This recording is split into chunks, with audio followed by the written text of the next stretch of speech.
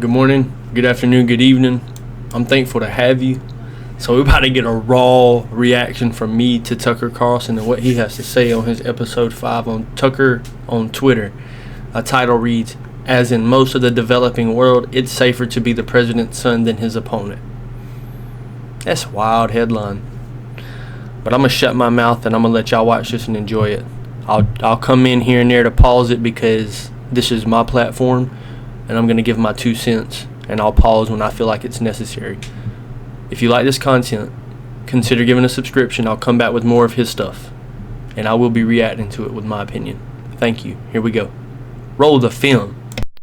Hey, it's Tucker Carlson. This spring, word began to circulate in Washington that the House Oversight Committee, under its new chairman, Congressman Jamie Comer, had discovered criminal behavior after reviewing thousands of pages of the Biden family's bank records.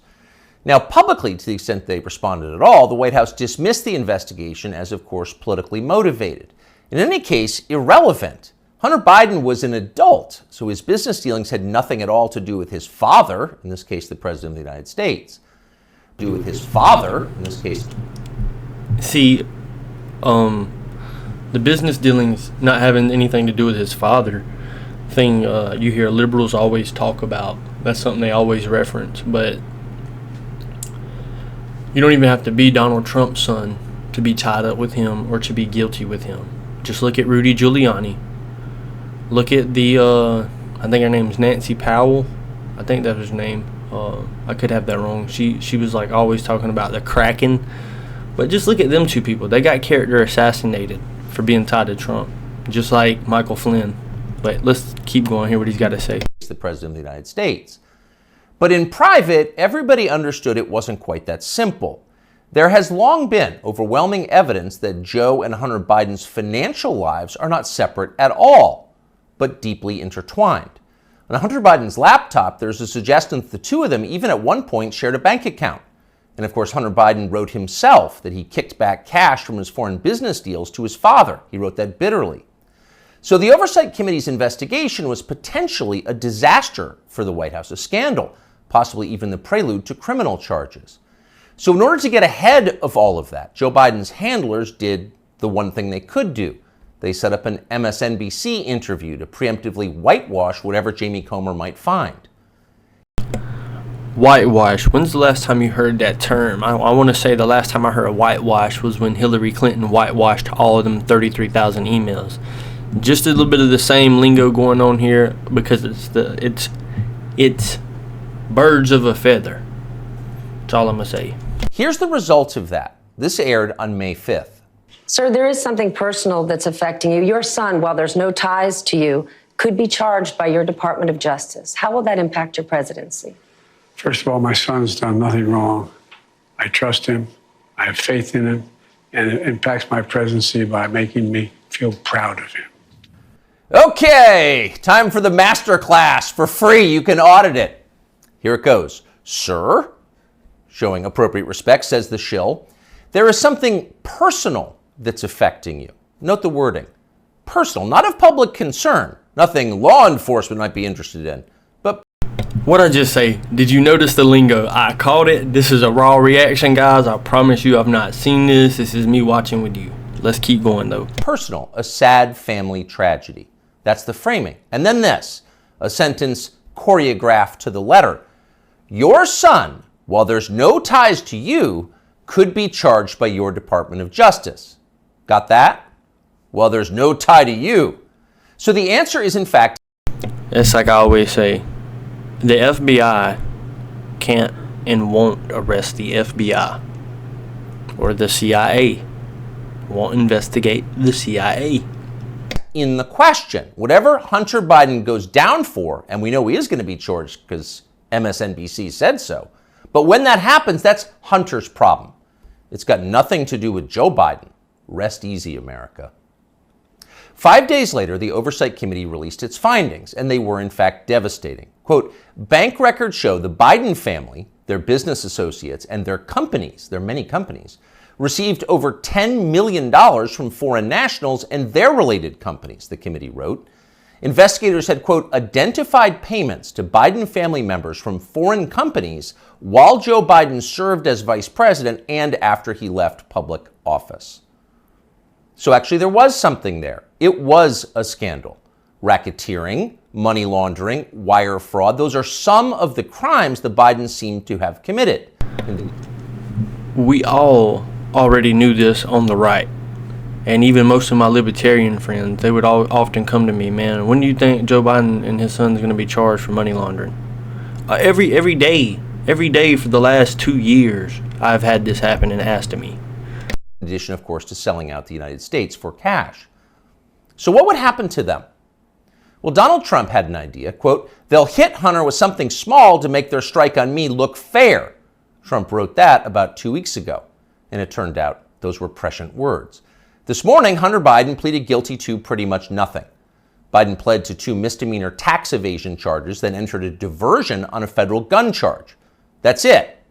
As far as Merrick Garland's Justice Department is concerned, Hunter Biden is done. There was no pre-dawn raid carried live simultaneously on CNN. There was no perp walk, no handcuffs, no press conference. Above all, there was no felony. Hunter Biden, who broke federal gun laws, can still carry a gun. It's like it all. How does that right there make sense? Joe Biden is literally in real time demonstrating to us how you can be a criminal and be protected. He's incentivizing people like Hunter to do what Hunter done. All never happened. In fact, the Justice Department just baptized Hunter Biden. A lifetime of sins washed away in an instant. It was a secular miracle. Most miraculous of all, Hunter Biden somehow escaped a FARA charge. FARA is the Foreign Agent Registration Act, and it is exactly what its name suggests.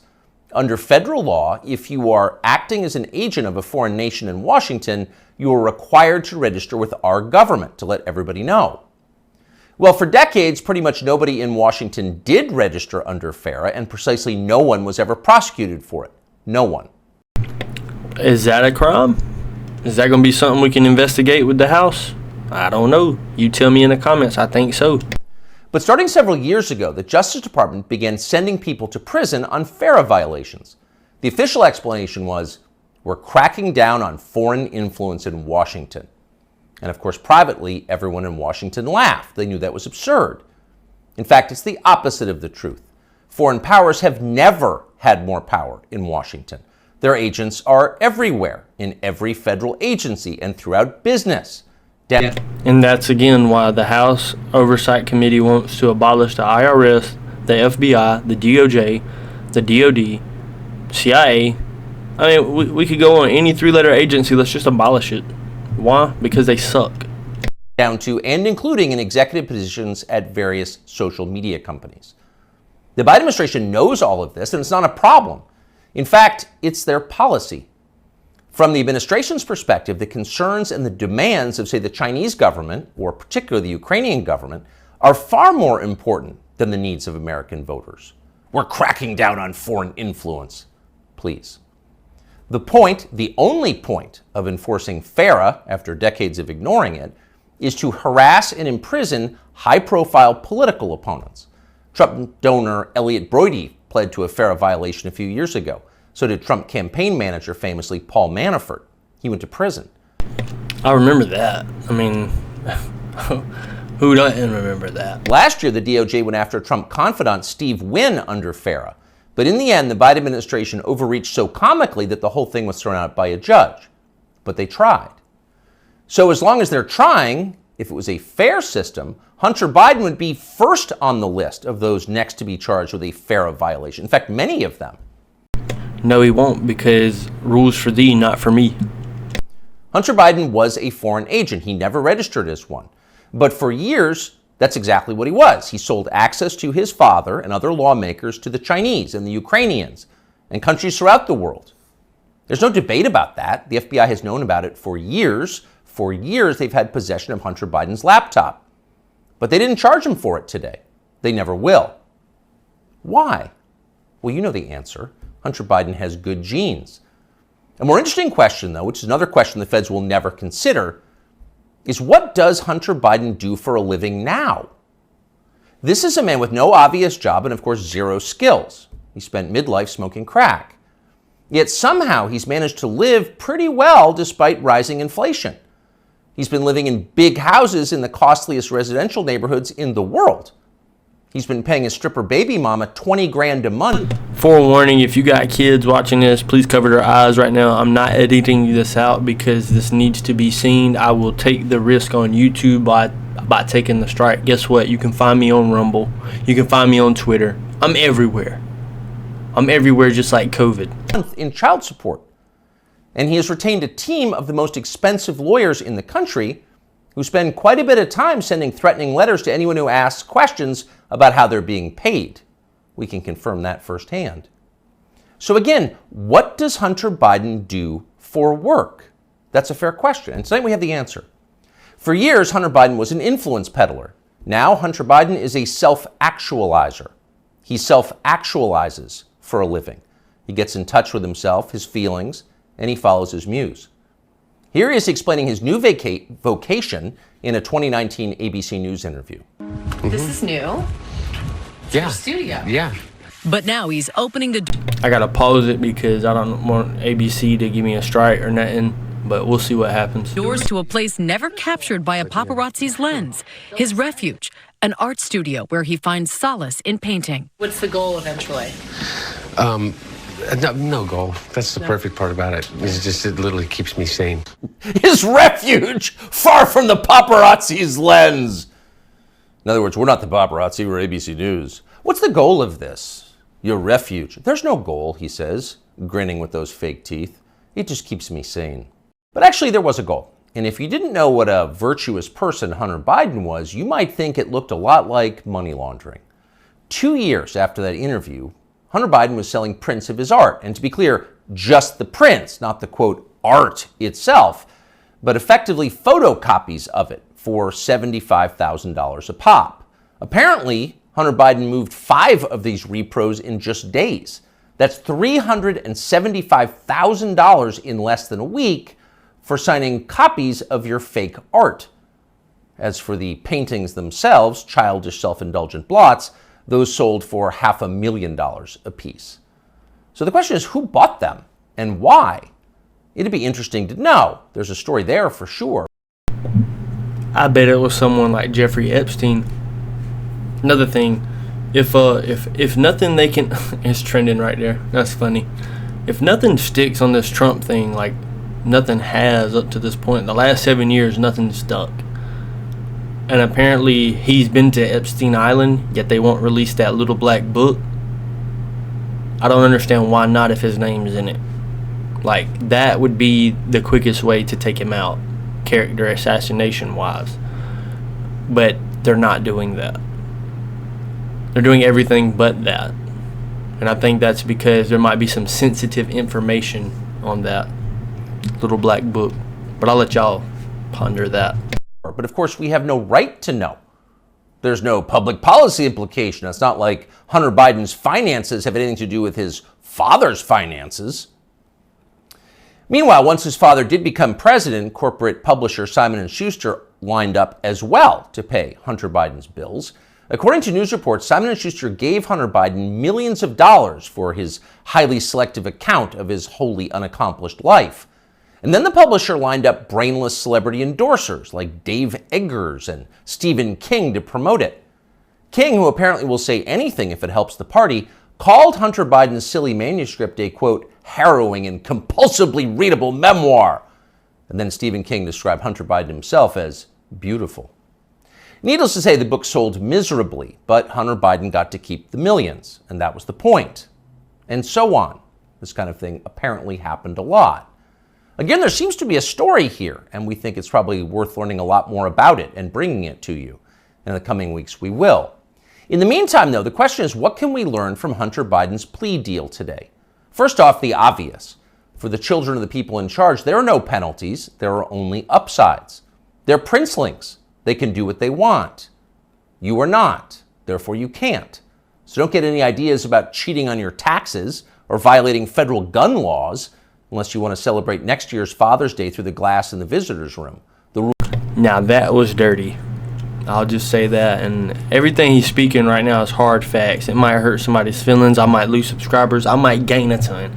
But it's because he's telling the truth. Whether you love him, whether you hate him, it's because he is right. Rules definitely apply to you, including rules you don't yet know exist. But there is also a deeper lesson here, a more disturbing one. What we're watching through Hunter Biden's life and through the Biden administration, now entering its third year, is the total inversion of virtue. What was once considered admirable is now derided as stupid, if not racist.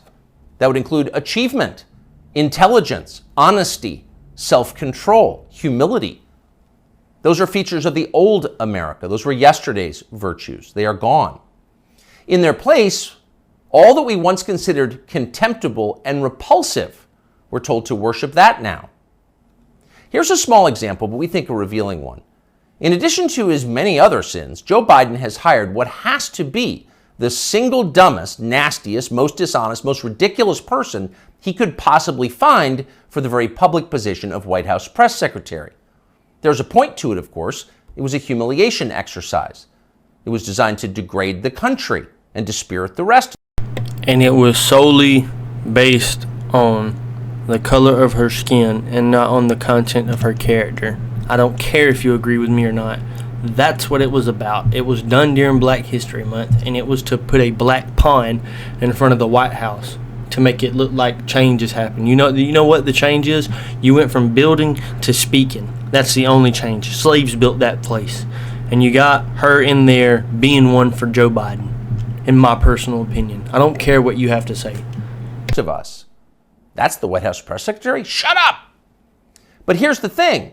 The White House press secretary herself has no idea why she's in the job. She thinks she's amazing. Here she is in a clip we just saw.